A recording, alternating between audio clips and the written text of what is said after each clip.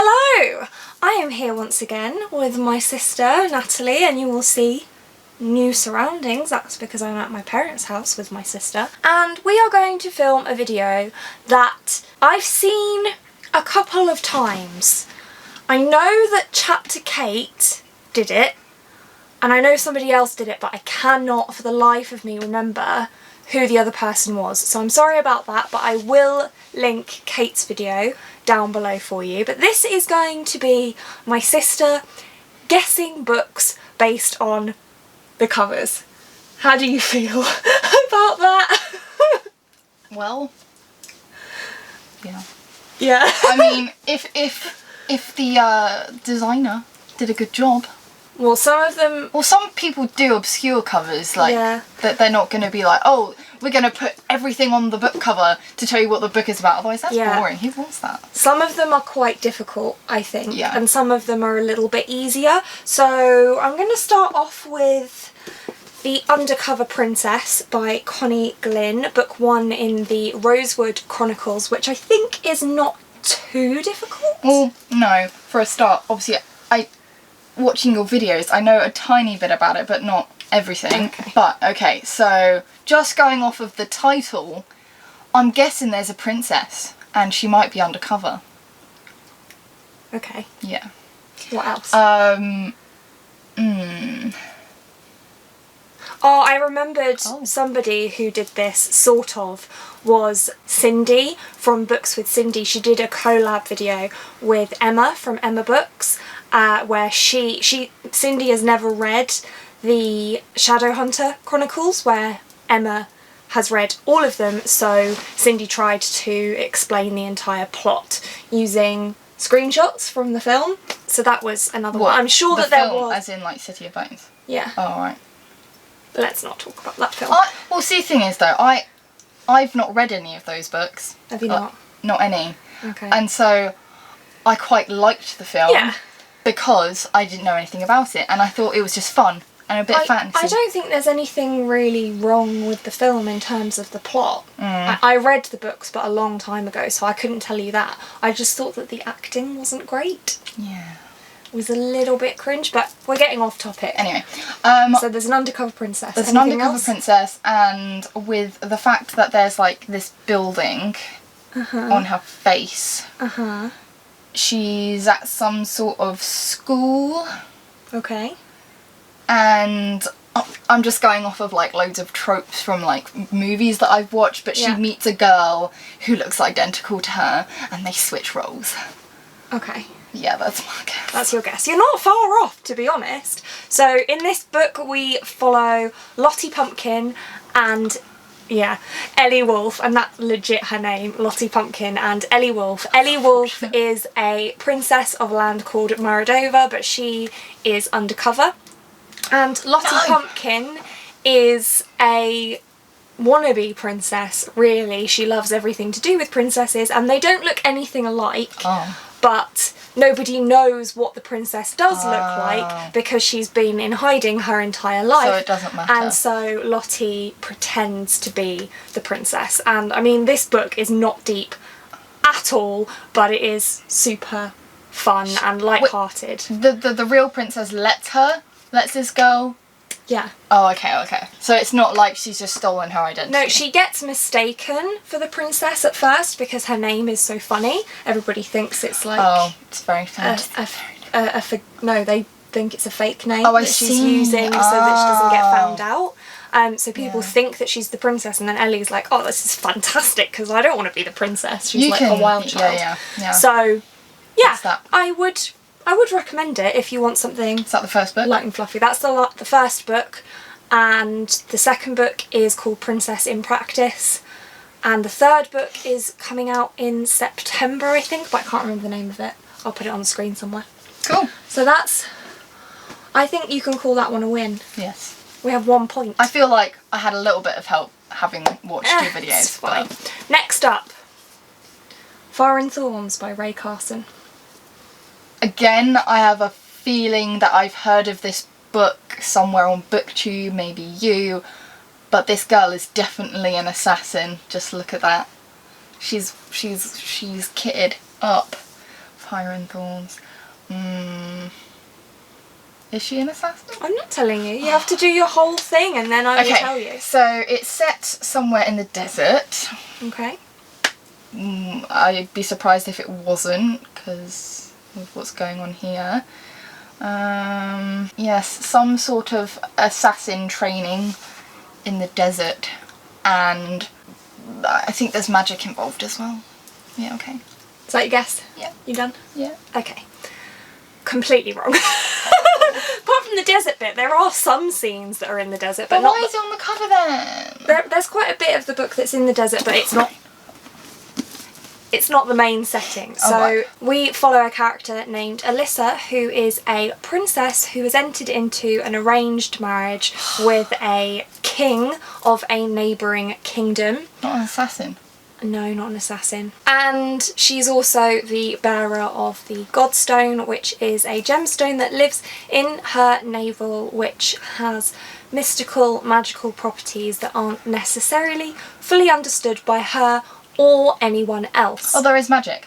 There is magic, not so much in this book. This book is more political than magical, but there is more magic later on in the series. So I think you can have half a point for that, because you got the desert and you got the magic. Okay. Maybe not. No. Maybe not. I feel like that's not a win. That's not a win. I don't Okay. know. Next up, Strange Practice by Vivian Shaw. What do we think? Right. We're in London. You can have a look. We're in London, because I can see the London Eye. I can see... Oh, but wait, what's... Yeah, we're in London. It's the Shard, I think. Yeah. I'm loving this, by the way, because it's red and black and white, and yeah, I dig that kind of stuff. Strange Practice. So, looks like this girl on the cover, has he got a tattoo on his face, or is that his skull? Because like, you can see a nose and stuff. Maybe she's learning to... I'm guessing that she practices some sort of like magic, but not magic, kind of like resurrecting people because of the coffin, and she's got like this book with a skull on it. So maybe she's trying to resurrect, or she's learning about that sort of dark magic sort of stuff, and it's set in London. So that's what I'm going with. And I don't know who the guy in the coffin is. Don't know. Well, it is set in London, so you are right there. Obviously. But everything else is wrong. Everything else is kind of wrong. So this is Dr. Greta Helsing. She is a doctor, but to the mystical part of society. So think zombies, mummies, ghosts, vampires. She's a doctor to them.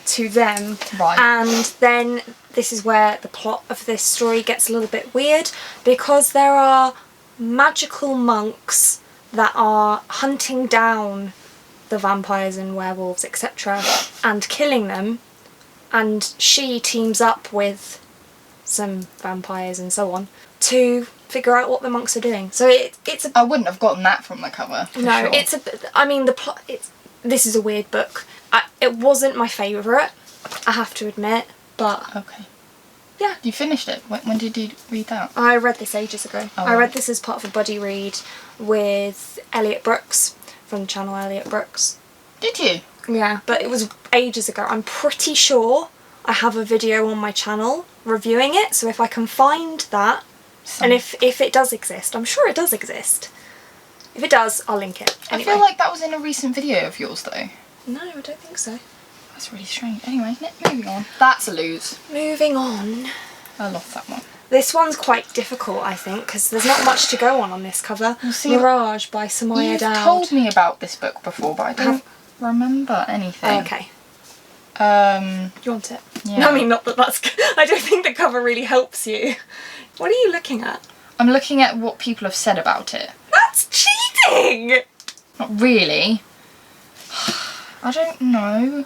I'm going to guess that, based off of the fact that it was reviewed by a dystopian novelist, that this is a dystopian.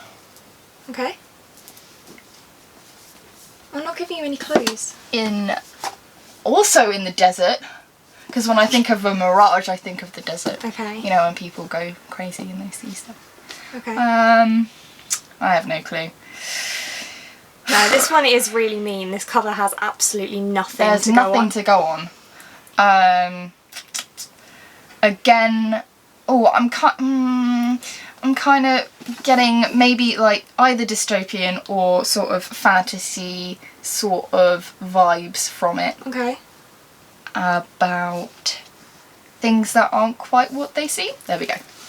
That's actually not bad. That's actually really, really not bad. It's actually sci-fantasy, so it's a mixture of sci-fi and fantasy because it's a fantasy world, one where there's space travel and technology and artificial intelligence and robots and all that kind of stuff. Okay. And we follow a character who looks like a princess, and so she becomes the princess's body double to keep her safe during functions. So I think I'm going to give you that one because that was really, really close. Okay, so you won that one. Next up, The Loneliest Girl in the Universe by Lauren James. And hold on just a sec and look at how bloody beautiful that cover is. Come on. It's very pretty. Oh, for a second I was like, yes, I know everything about this one because I remember, what's the other one? The one with the tree on it with the two people. What, The Quiet at the End of the World? Yeah. I thought you were showing me that. I nearly picked that one up and I was like, I'm pretty sure she knows what that one's about. Yeah, because you spoke about it a lot. Yeah. But, so I'm gonna say, again, because of the way the cover looks, I know that Lauren James, she writes a lot of sci-fi things. This is definitely a sci-fi book. Why is she floating? Right. We had battery issues. I have no idea why. My batteries were full. Well, one of them was full and one of them was on half. And somehow they both ran out within about 5 minutes. So I don't get that. So we're using Natalie's camera. So if it looks completely different, that's because Natalie has a completely different camera to me. You have a DSLR, right? And mine is a mirrorless. So if it looks different, that's why. Yeah. We were discussing the loneliest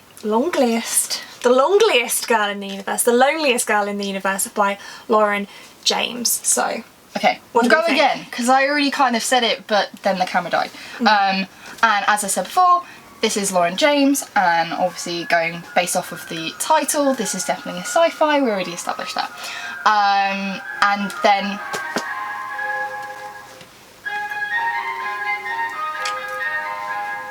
ice cream man. okay.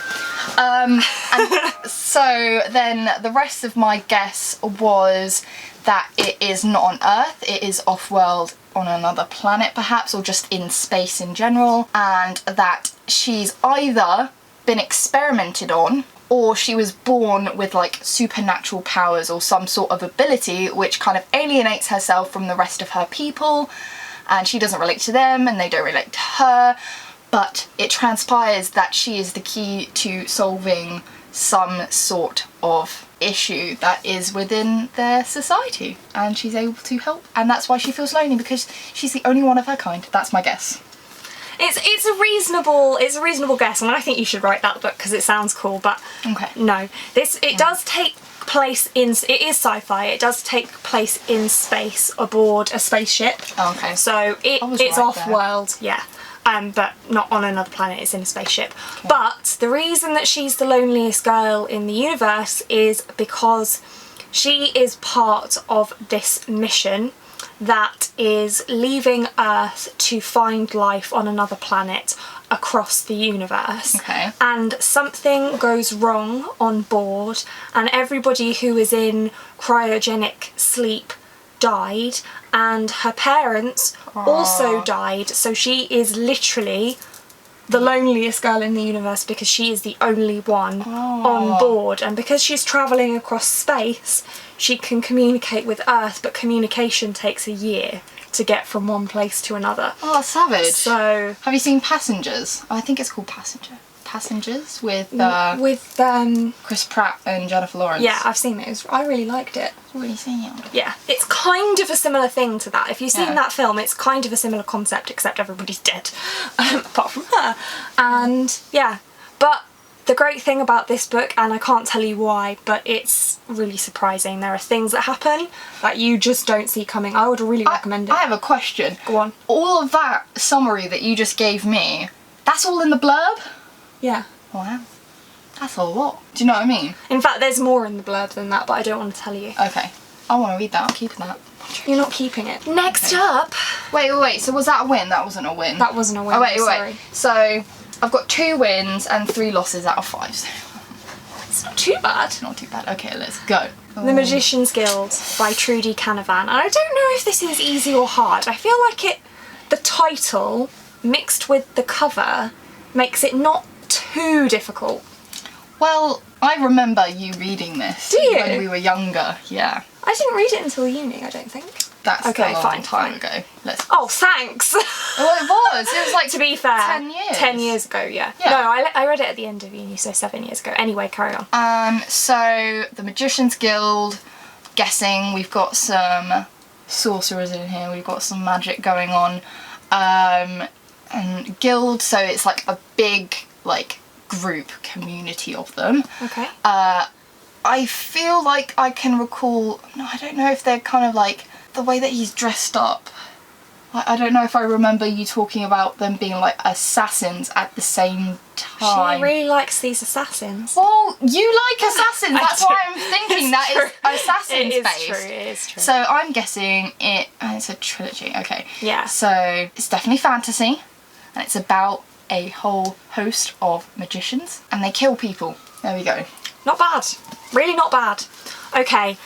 It is a trilogy, but then there's also a companion trilogy that follows Right. on much later after the ending of the 3rd book. So technically there's 6 books, but yeah, it's a trilogy. And we follow Sonia, and Sonia she grows up in the slums, essentially, and she lives in this city that's set up in a circular system. So in the very centre of the city, you have the Magician's Guild, which is like it's where all of the magicians live and go to school, etc. And then on the circle outside of the Magician's Guild, you have all of the really wealthy, well-to-do people. And as you go out of the circle, it gets poorer and poorer. And Sonia lives on the outskirts of the city. And every year they do something called the Purge, which is where the magicians chase the poor people out of the inner portions of the city, and people can die.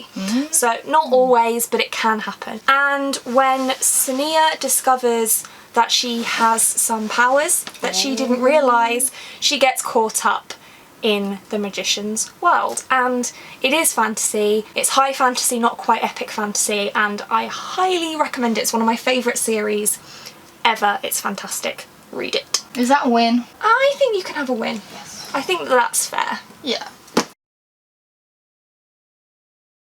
I did well with that one. Okay. Especially because the next one I think is quite difficult. I remember you talking about this before, but... The 5th Season by N.K. Jemisin, but the cover I don't think gives you much to go on other than the fact that it won an award. Brilliant. I know for pretty certain that this is a fantasy book. Okay. I don't know much about it, if I'm honest. I just remember you talking about it to me and saying that it's got some massive trigger warnings. Yeah, it does have massive trigger warnings. I'll go through those in a minute. I remember you talking about abuse and rape and all that kind of not so great stuff. Every age must come to an end. I feel like we're probably following a few characters in this book. Do you want to hazard a guess at how many? I'd say up to 5. Okay. I feel like... Is that perspectives or just main characters? Oh, don't say that. I think it's just characters. It's from one person's perspective. Okay. And I'm seeing 3, 4 or 5 people travelling and basically trying to bring the end of tyranny and evil and trying to take down the man, because the 5th season and every age must come to an end, so they want to go into the 6th season and try and make it a better world for everyone. That is my guess. Okay, it's really not bad at all. We do have 3 perspectives, Oh, shit. but 4 arguably main characters. You just don't follow the story from one of those characters' perspectives. Oh. And For a reason? No, it's just... Or just because? It is fantasy, but I think it's actually dystopian fantasy, actually, because we follow a world that has these 5th seasons. So you've got your normal 4 seasons, but then they have dubbed... They have dubbed the 5th season because this world suffers from repetitive cataclysmic events that level society, and society has to start all over again after a 5th season, and so they keep records of where society gets to so that they can use those records to rebuild, and society is built up on being prepared for these cataclysmic events. See, why didn't I see that 5th season? That's fine. And there is lots of travelling involved. All 3 characters, all 3 main perspectives are travelling for various reasons. One interesting thing about this book is that one of the perspectives is told in 2nd person. Okay. So it's you did this, you did that. Not everybody likes that. It didn't bother me. I'm not actually bored, I'm sorry. I just saw it as you as the name, kind of, you know? Yeah. There are lots and lots and lots of triggers. For this one, there is rape and sexual abuse and physical abuse and emotional abuse. It is an adult book. It's a very, very grim, dark fantasy adult book. So that all of that, plus the same again, but against children. There's essentially slavery. There's a huge long list, and there's another video that I did where I went into it in a lot more detail because I just read the book, so I'll link that for you, because if you're going to pick this one up, you really do need to be aware of those triggers, because it's pretty heavy stuff. But I think you can have that. Yeah. Oh, 4 out of 7. Yes. You're doing well. You're doing really well. This one, I'm interested to see what you're going to make of. This one is Vicious by V.E. Schwab. Okay, so I know V.E. Schwab. She writes fantasy books, or I know of some fantasy books that she's written. I don't think it's this one though. No, it's in the one that I'm thinking of. There's another one that I'm thinking of, and I don't know if it's... What? Shades of Magic? Yeah. Yeah. Yeah, it's not that one. Vicious. Okay, so I'm seeing bones and daggers. I get the feeling that the character's last name is Vicious. Okay. I'm guessing I'm wrong, but I quite like that idea that, you know, that guy that right there, his last name is Vicious, or he is vicious because he's a murderer. Okay. Or there is some involvement to do with murder. It says epic and gripping. I'm going to say magic as well. I'm going to say that there's magic, there's murder, and there's a guy called Vicious. There we go, that's What's the plot about? What's the plot? He looks very mysterious as well, and there's writing underneath here. It says... It does say killing, so there's definitely some murder going on. Maybe that guy, he's like a detective, so he is trying to find the murderer.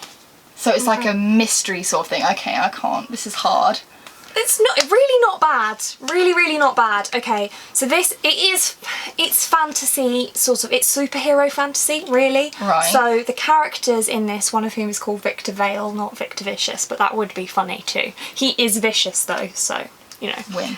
And he and his college roommate, Eli, discover that people who have near-death experiences and come back to life with powers, superpowers. But it's kind of like flipped on its head because they're more anti-heroes than heroes, and they're villains. It's why it's called the Villains series. And in this book we follow...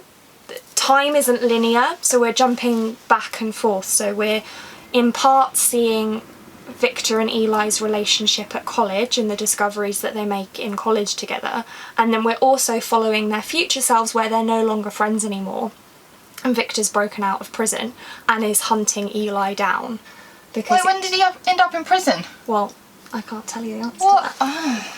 Oh, So, yeah, I mean, I don't think I can give you the points, but you were reasonably close. yeah. Okay. Yeah. Fine. I'll take that. What I will say graciously. is I think that I prefer book 2 to book 1, which is unusual, but then I think that's because Schwab wrote that one really close to the beginning of her career, so she's grown a lot as a writer since she wrote Vicious, and Vengeful is book 2. I still liked Vicious, I think I still gave it 4 out of 5 stars, but I think Vengeful is even better. So, Good to know. there you go. That's a lose, but oh well. Oh. The Next Together, another one by Lauren James, and I don't know, I feel like this cover's got quite a lot going on. Well, So, again, like, you've read this quite recently, Yeah. and I feel like I know a little bit about it already, so I can kind of guess from that. Again, this is sci-fi. And... I'm pretty sure she only writes sci-fi. Oh, really? Okay, there we go then. I'm pretty sure that this is kind of a more sad story. It's quite an emotional book, because I remember you saying that it was quite an emotional read. I think quite a lot of Lauren James's books are, actually. She And, does that really, yeah. really well. She does emotional roller coasters really well. And there are 2 people on the cover. So obviously we're following a couple. And how many times can you lose the one you love? Oh. You've remembered what it's about, that's cheating. No. I think, isn't it like they live different lives? Or they keep on meeting at different points in time, and, you know, they just live their life, and then they die, and then they're both reborn and they start a new life together, and it always ends badly. I don't know. Okay, that's my guess. I feel like that's cheating because she can remember what this one's about. But yeah, Yes. essentially we follow Catherine and Matthew, who, for some reason unknown to the reader, are reliving their lives again and again throughout time, and they fall in love each time. And it's kind of a mystery-ish type book, and I don't really want to tell you any more about it than that. Do we find out why they keep reliving and finding each other? I don't want to answer that question. Okay, fair enough. Well, It's only a duology, so I'm reading the second book at the moment. I've only just started it though. The second book is called The Last Beginning, and yeah. The Last Beginning. I know. That's really sad. I know. When, just because I remembered. Yay. Next up, I feel like this one might be quite difficult because it's epic fantasy. I'm going to tell you that right now. Peace and Turmoil by Elliot Brooks. Go. Oh, okay. It's a chunker. It's a big It's a big boy. Again, I know little bits and pieces about this because of your videos. Yeah. I know there are illustrations in here. There are. And I know that there are dragons, but that is pretty much all I know.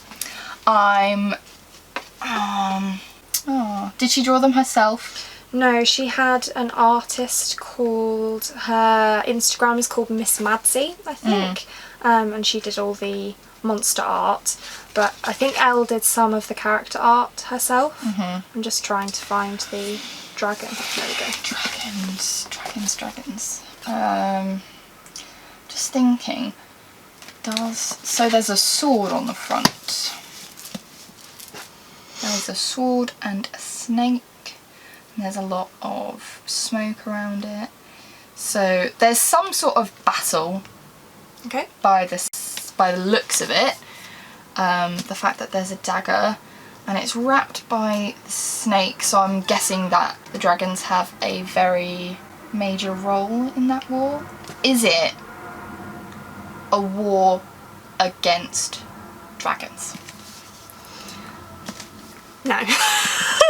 Not at all. Sorry. So there are dragons. There are actually, in this world, there are things called fiends, of which dragons are a type of fiend, and they have magic. And the humans in this world also have magic, and the magic is based on auras. Okay.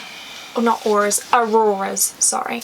And the other thing about fiends is that if they've got scales, if they're a dragon, then they're scales, or if they're furred creature. Their fur have properties that protect against magic. So people want to catch and kill these fiends because they can wear their hides or whatever and it protects them from magic. Anyway, that's kind of a side issue, it's not really what it's about. We follow multiple perspectives, and to be fair, I can't tell you too much about the plot because it's epic fantasy, so if I go too far into it, it's spoilers. But we follow a lot of political manoeuvring in this one, and this is actually, it's a dagger rather than a sword. Yeah, and I noticed that as well. Dagger has magical properties and is an important artifact that people are hunting for, and there's also a necklace that is paired to it that's also important and sought after. So I don't think I want to tell you any more. No, that's cool. I'm sorry, Ellie, I didn't mean to get that completely wrong. But this is a hard game. I mean, you got 50% right. Yay! So I think that's pretty good. Yeah, I just realised, we came to the end of it. But what about a bonus book? So for a bonus book, I'm going to let you pick between two. So we have The Dark Vault, which is actually a duology by V.E. Schwab. The first book is called The Archived and the second book is called The Unbound. Or you can pick Fountains of Paradise by Arthur C. Clarke. Can I look at them both? Yeah. And then make a decision? On a guess. Oh, this is really hard. This is also in part because I like even numbers because I'm weird. The Archived. Oh, see, I feel like I've heard of this before as well. Well, then don't use that one. That's boring. Okay, fine. Okay, we won't use that one. I'm going to try and figure out what the Fountains of Paradise is about. It is a sci-fi because someone left a lovely review on the bottom, so I know it is a sci-fi book, and I believe that the way that we've got this building, it looks very futuristic, and the way that it looks like the moon port in Treasure Planet. Yeah. So I think this is off-world. This is on a different planet. Okay. And Fountains of Paradise. On this planet, there is like a team of scientists of some variety, and they are trying to find something on the planet to make human life there more inhabitable, and for them to be, what's the word? I don't know. You know, like, prosper. Okay, live long and prosper. Yeah, that's right. Are you going to do the hand symbol? Can I only do it on this one? No, seriously, I can't. You have to do it like that. It has to be closed. Like that? Yeah. Okay, well I actually can't. I can't do it on either hand. It doesn't work. So yes, that is my guess, that it is on a different world, scientists trying to discover something to make life better. Something like that. Completely wrong. So it is sci-fi. Write that story. It is sci-fi. It's actually set on Earth. And it's classic sci-fi. So it's really interesting because it's set in the future of the human race. I think it's set in like 2500 and something. Okay. But it feels really like it's set in history, just the way that it's written. So it's really interesting. I'm currently reading this one. And like The Time Machine. Do you remember watching that film? yeah, that film's creepy. Really creepy. Even though it was set in the future, it did have that kind of historic. It feels historic, but it's set in the future. Right. And we have a character who wants to build a lift to space. Ah. So that's cool. Okay, because it's the bonus book, it doesn't count. No, you still get 50%. So I still get 50%. So. And I'll tell you this one as well. No. I'm gonna guess anyway. Oh, God, come on then, hurry up. Okay, so no, I don't know. It's about a library. It is about a library. It is about a library. Yes. So in this world, it's urban fantasy, so it's set in our world, but in this version of our world, people who die their souls, if you want to call it that, their memories are stored in a library, and they're called histories. And there are librarians who guard the histories whilst they're in the library. And then our protagonist, Mackenzie, is what's called a keeper, and her job is to stop the histories from escaping the library into our world. Ooh. And that's what this one's about. Really sad though is the fact that this was originally meant to be a trilogy, and because of some publishing issues, only 2 books ever got published. Is it finished? No. Oh. And Victoria Schwab has said that she doesn't, because it's so upsetting what happened with the publication of the books. I don't know what happened, but it didn't. The 3rd book didn't get picked up, I think. So we're never going to get a conclusion. Oh. I haven't read the 2nd book yet, but I want to before Yalk, because I know it's not not the whole thing. This is a bind up of 2 books. So okay, I've read this bit, but I haven't read this bit. Okay, and I want to read this bit. Okay. So that's that. Cool. We're done. That was kind of fun. That was good. I enjoyed myself. Did you enjoy myself? I was better at it than I thought I would be. Yeah, I have to admit that I thought that I was being a lot more harsh than I thought it was quite hard-ish. Yeah. Anyway, that's it for this one. Thank you so much for watching. If you like this video and want to see more like this from me, then do think about hitting that subscribe button, and I hope to see you again soon. Thanks!